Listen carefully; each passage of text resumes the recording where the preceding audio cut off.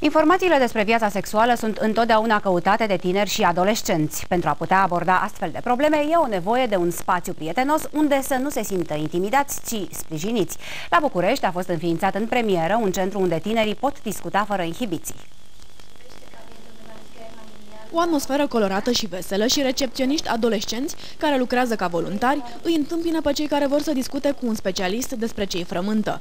În zona de informare a tinerilor le stă la dispoziție un cabinet de planificare familială, unul de consiliere psihologică individuală și de grup, precum și o mini-bibliotecă cu materiale informative. Orice tânăr între 15 și 25 de ani este așteptat aici. Discreția și confidențialitatea sunt garantate. Denisa și Ovidiu sunt împreună de 1 an și jumătate. Au venit la centru să se sfătuiască cu un medic specialist în planificare familială. Este un mediu diferit de cel din spitale sau instituții de stat. Nu știu, a încercat să fie foarte aproape de noi și primitori recepționiști am văzut că sunt tineri. Cum îi ajutăm?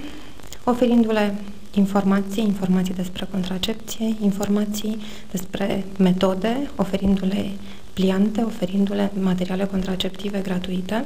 Specialiștii din zona de informare a tinerilor speră ca prin serviciile furnizate să reducă incidența sarcinilor nedorite, a avorturilor și a infecțiilor cu transmitere sexuală, inclusiv HIV-SIDA în rândul tinerilor. Sfaturile psihologului nu sunt nici ele de neglijat. Majoritatea adolescenților care au venit la centru caută sprijin sufletesc.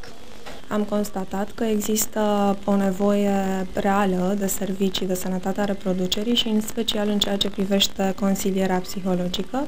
Tinerii sunt foarte interesați de acest serviciu, mai mult decât ne-am fi așteptat.